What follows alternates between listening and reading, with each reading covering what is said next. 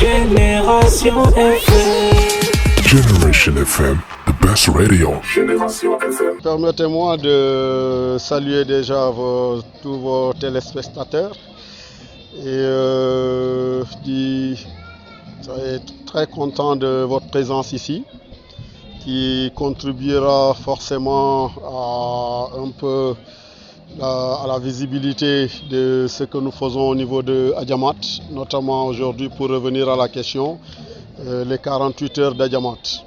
Voilà, donc en fait c'est une initiative qu'on a prise, un peu dans le sens de rendre un peu plus visible ce que nous faisons, mais surtout aussi avec l'ascendance de l'équipe qui prépare une saison en National 1 l'année prochaine. Et on s'est dit que c'est vrai que la saison n'est pas totalement achevée, mais il faut se lancer déjà dans des activités qui peuvent nous régénérer un peu de sous, qui nous permettra de mieux préparer la saison prochaine. Donc l'activité des 48 heures a aussi ce sens un peu sur le plan de recherche financière et aussi, comme je l'ai dit, visibilité par rapport aussi aux différentes activités qui font partie de ces 48 heures. Président, pour revenir un peu à l'origine d'Adiamat, qu'est-ce qui a motivé coach Athanas à vêtir ce costume de président pour créer cette académie?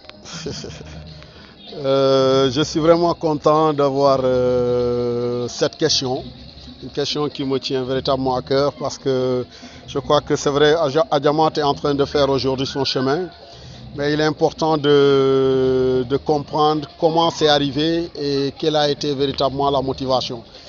Et déjà en tant que joueur, quand j'étais déjà au Casa Sport dans le championnat national du Sénégal, il y a un phénomène, un fait que je n'ai jamais pu digérer, en fait, qui est lié à l'exode de nos joueurs, des talents de cette région. Bon, la remarque elle est simple, on a constaté le départ de beaucoup de jeunes vers d'autres structures du Nord et ça s'est approfondi avec l'avènement des centres comme Djambar, Génération Foot et ainsi de suite, qui techniquement font tous leurs tests ici et s'emparent des meilleurs talents de la région. Bon, pour moi, c'est la logique du football, mais compte tenu du potentiel que regorge cette région, je crois qu'aussi on n'avait pas le droit de continuer à regarder perdurer cette situation et qu'on avait une responsabilité de faire face à ça aussi pour le développement du football de la région.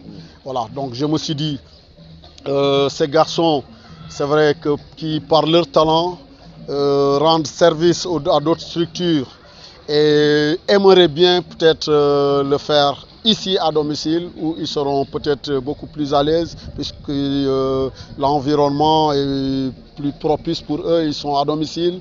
Mais en fait, quand les moyens ne suivent pas, on peut comprendre aussi pourquoi ces garçons prennent l'autre chemin.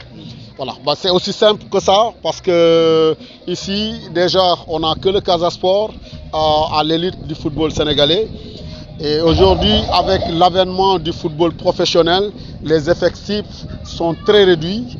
Et avant, sur notre temps, on pouvait avoir un groupe de 50, 60, voire 100 joueurs. Et on les appelait facilement équipe A, équipe B, équipe C. Mais actuellement, avec le foot pro, c'est les effectifs réduits pratiquement à 25, voire 30 joueurs. Mais ok, si tu prends une région comme la Casamance, et que tu prends 30 joueurs ici, le reste ils vont faire quoi?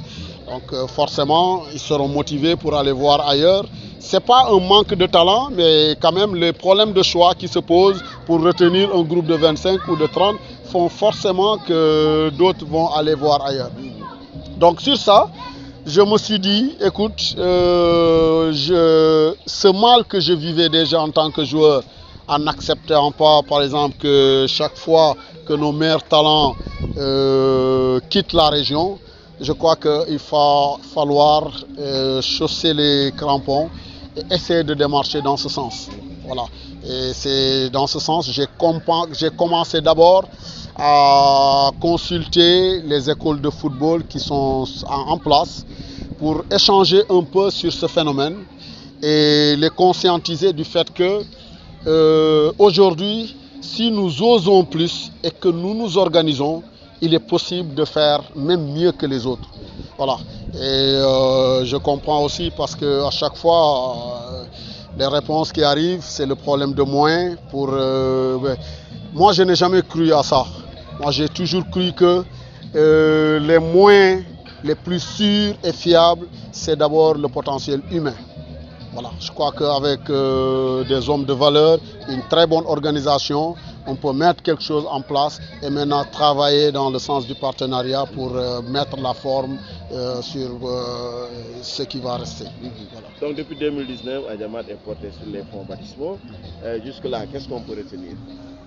Bon, je pense que ce qu'on peut retenir, c'est déjà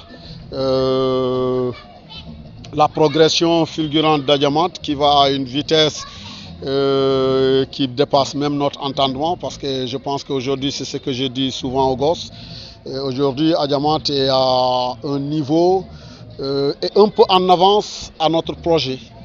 Bon, on ne va pas le retenir. C'est vrai qu'aujourd'hui, nous nous retrouvons après 3 ans en National 1 et pourtant, nous nous étions projetés, par exemple, de quitter la nationale, régionale, peut-être dans 5 ans, ainsi de suite. Bon, vous voyez que ça va très vite. Mais je pense qu'on ne doit pas lutter contre ça. On doit s'adapter à toute nouvelle situation d'Adiamat et pour nous mettre à niveau. Voilà. Aujourd'hui, Adiamat a survolé la Nationale 2. On pouvait s'attendre même qu'Adiamat participe au tournoi des champions. Malheureusement, on s'est contenté de la montée. Qu'est-ce qu'on peut retenir de cette saison? D'abord, beaucoup de satisfaction et surtout beaucoup de fierté à toute l'équipe dirigeante, le staff technique, mais surtout un grand chapeau au staff et les joueurs qui ont été très réceptifs. Parce que c'est pas facile, c'est des gosses qui sont pratiquement dans le bénévolat. Mais l'exigence que nous avons ici à Adiamat, ce n'est pas trop évident même dans des équipes salariées. Mais bon, je crois qu'il faut leur tirer le chapeau d'avoir compris qu'aujourd'hui, pour faire une carrière aussi, il faut accepter d'être dans certaines réalités, il faut accepter certains sacrifices et c'est en cela que je leur tire le chapeau. Bon, maintenant, c'est vrai, c'est une belle saison. Mais tout n'a pas été rose. Je crois que dans le parcours, nous avons eu quelques difficultés sur tous les bords et notamment sur l'aspect aussi technique, performance de l'équipe, qui fait qu'aujourd'hui, si on finit de tirer les conclusions, on peut situer le pourquoi aujourd'hui on ne va pas participer à ce tournoi des champions. Ben, je crois que c'est peut-être regrettable, mais pour moi c'est véritablement la leçon à tenir. Parce que je suis conscient par expérience que ces garçons, à un moment donné, ont baissé les armes parce qu'ils voyaient tout rose et ils étaient très beaux. Et voilà, maintenant je pense que l'absence à ce tournoi va nous permettre de resserrer les blonds pour les faire comprendre que dans ce métier, il faut être très exigeant et du début à la fin. Voilà. Donc l'année prochaine, c'est la Nationale 1. Quelles sont les perspectives pour Adiamat? Bon, d'abord, profiter de ce temps de repos pour réfléchir un peu, s'enquérir de toutes les nouvelles par rapport à cette nouvelle division dont nous allons entamer d'ici peu. Et d'abord, pouvoir maîtriser géographiquement les zones où nous devons évoluer, le coût financier. Et puis, par rapport à cette division, réfléchir aussi sur la qualité de l'effectif, en quantité comme en qualité. Voilà, je pense qu'à tête reposée, nous allons faire nos évaluations et nous projeter vers cette nouvelle saison. Voilà. Qui dit une nouvelle saison en National 1 dit beaucoup de déplacements. Ce n'est plus la région de Ziguinchor ou Tamba, ce sera vers Dakar, vers Thiès et ailleurs. Donc pour le partenariat, est-ce que vous avez assez de partenaires pour pouvoir vous épauler ou vous allez encore ouvrir les portes? Bon, comme vous dites, hein, je crois que déjà, c'est pourquoi tantôt je disais il faut d'abord s'enquérir de toutes les informations liées à cette division, parce que c'est vrai qu'on va définitivement quitter nos bases de la région et on va essayer déjà de mettre un pied sur le plan national. Et le sachant déjà, c'est au niveau financier, je crois qu'il ne faut même pas rigoler, ça va être très compliqué. Et sur le plan énergétique, je crois que ça va être aussi très compliqué pour ces jeunes parce que c'est des allers-retours à ne pas en finir. Mais bon, c'est ça qui fait aussi la beauté de la chose. Comme j'ai dit, il faut tout le temps s'adapter. Voilà. Bon, maintenant, au niveau du partenariat, nous y travaillons tout doucement. On n'a pas encore les partenaires qu'il faut. Peut-être que on n'a pas encore prouvé quelque chose qui fait qu'aujourd'hui des partenaires pourront peut-être nous faire confiance.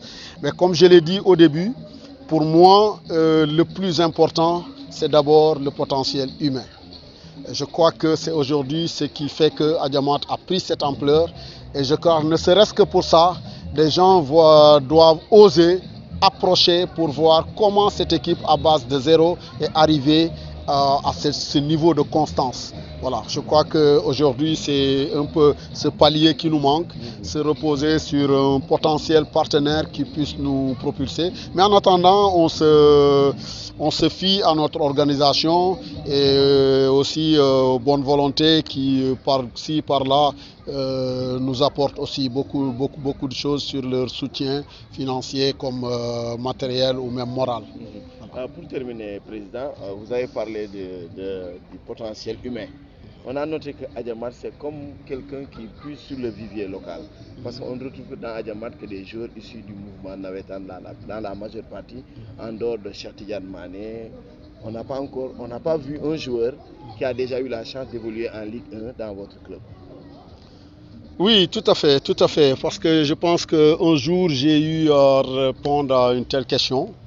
Je crois que c'est un de vos collègues de Dakar qui, à partir des résultats de Adiamat, pensait qu'on avait dans le groupe des joueurs d'expérience. Parce que souvent, les clubs dans cette situation, s'ils ont une ambition de monter, souvent c'est ce qu'ils font, aller chercher des joueurs de Ligue 1, Ligue 2 pour plus d'expérience. Bon, ça, je n'en disconviens pas, ça fait les résultats qu'on connaît. Mais pour moi, c'est déjà la connaissance du milieu, mais c'est surtout toujours comprendre qu'aujourd'hui, l'expérience s'acquérit dans le terrain. Et je crois que le talent ne manque pas. Il faut juste faire confiance aux garçons avec un bon discours, être très exigeant, les pousser, les faire confiance. On peut arriver à de tels résultats. Voilà. Maintenant, ça n'empêche pas aussi de temps en temps piocher de gauche à droite avec des joueurs d'expérience pour encadrer tout ça. Parce qu'à un moment donné, comme je l'ai dit aujourd'hui, si Adiamat à son sein avait des joueurs de cette trempe, qualité, d'expérience, peut-être qu'on n'aurait pas manqué ce tournoi des champions. Voilà, parce que là aussi, c'est des choses, c'est des situations qui rattrapent. Parce qu'à un moment donné, le niveau de conscience de la jeunesse ne permet pas de maintenir une certaine exigence. Mais bon, je crois qu'à partir de ces étapes pareilles, eux aussi, ils vont grandir, ils vont acquérir des expériences qui font qu'aujourd'hui, ils seront de jeunes, mais des jeunes expérimentés, et je crois que c'est plus rassurant. Voilà. Donc cela dit, c'est pourquoi nous allons nous projeter dans ce sens.